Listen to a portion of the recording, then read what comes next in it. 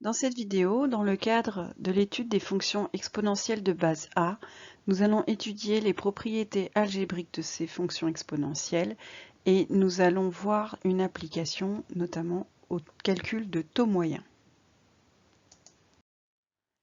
Propriété. Soit A un nombre réel strictement positif, x et y deux nombres réels quelconques et n un nombre entier naturel. Alors, peu importe a, x et y qui vérifient les conditions précédentes, si je fais a puissance x fois a puissance y, j'obtiens a puissance x plus y. Si je fais a puissance moins x, c'est égal à 1 sur a puissance x. A puissance moins x, c'est donc l'inverse de a puissance x. J'en déduis alors que si je divise a puissance x par a puissance y, j'obtiens a puissance x moins y, donc les exposants sont soustraits. Et enfin, si je fais des puissances de puissance, a puissance x à la puissance n est égal à a puissance n fois x. Vous remarquerez sans doute que cette propriété est un prolongement de la propriété sur les puissances, mais cette fois-ci, au lieu d'avoir x et y qui sont des nombres entiers, j'ai x et y qui sont des nombres réels. Exemple. Si je calcule 3 puissance 2,5 fois 3 puissance 1,2, donc j'ai le même nombre qui est à des puissances différentes et que je multiplie, et j'obtiens 3 puissance 2,5 plus 1,2, c'est-à-dire 3 puissance 3,7. Si je calcule pi puissance 4 divisé par pi puissance 1,5, j'ai dit a est un nombre réel strictement positif, donc je peux prendre un nombre irrationnel comme le nombre pi. Pi puissance 4 sur pi puissance 1,5, ça fait pi puissance 4 moins 1,5, c'est-à-dire pi puissance 2,5. Si je veux calculer 10 puissance 3 quarts à la puissance 8, ça sera 10 puissance 3 quarts fois 8, donc 10 puissance 24 quarts, c'est-à-dire 10 puissance 6.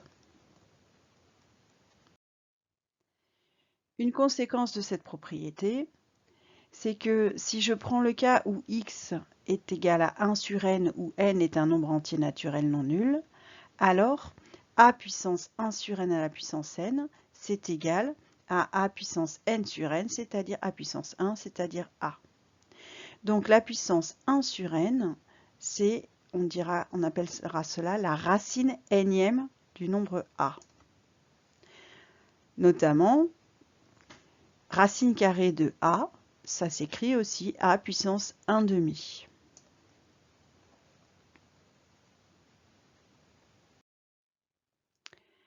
Alors, une application très importante de cette racine énième, c'est le calcul du taux moyen.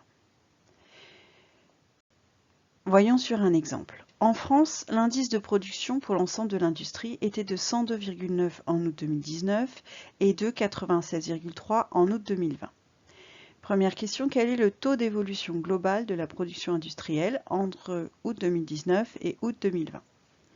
Donc il faut que j'étudie la variation relative entre août 2019 et août 2020. Donc pour étudier une variation relative, on fait valeur finale moins valeur initiale sur valeur initiale.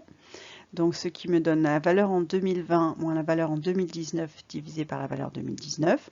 Je remplace par les valeurs qui me sont données dans l'énoncé et je trouve que le taux global d'évolution est égal à moins 0,064. Pour ma phrase réponse, je vais le traduire en pourcentage. Comme j'ai un moins, comme mon taux global est négatif, cela veut dire que j'ai une diminution. Je multiplie 0,064 par 100, j'obtiens 6,4, donc moins 0,064 par 100 donne moins 6,4. Et donc je peux en déduire que la production industrielle a baissé de 6,4% entre août 2019 et août 2020. À présent, on me demande de déterminer le taux d'évolution moyen mensuel de la production industrielle entre août 2019 et août 2020. Autrement dit, on me demande si jamais pendant les 12 mois qu'a duré cette période, si chaque mois j'avais eu la même évolution, quelle devrait être cette évolution pour que, au final, cela revienne à une évolution globale d'une baisse de 6,4%. Donc, il faut trouver un taux moyen tel que le coefficient multiplicateur à la puissance 12 du coefficient moyen soit égal au coefficient global.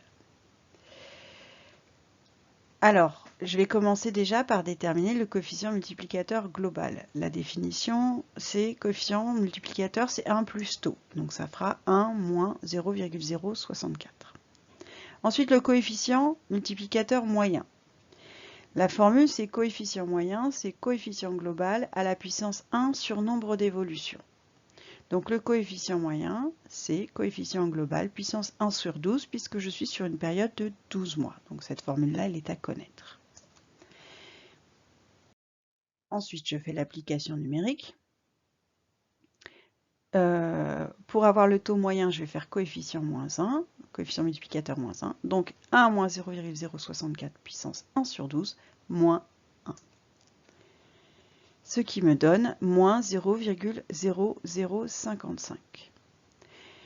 Donc si je veux l'avoir en pourcentage, je multiplie par 100. J'en déduis que la production industrielle a baissé en moyenne de 0,0055, ça fait fois 100, ça fait 0,55.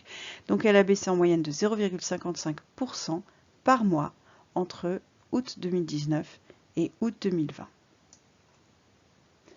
Donc cela veut dire que si je fais 12 baisses consécutives de 0,55%, j'obtiendrai la même baisse globale que celle que j'ai obtenue entre août 2019 et août 2020.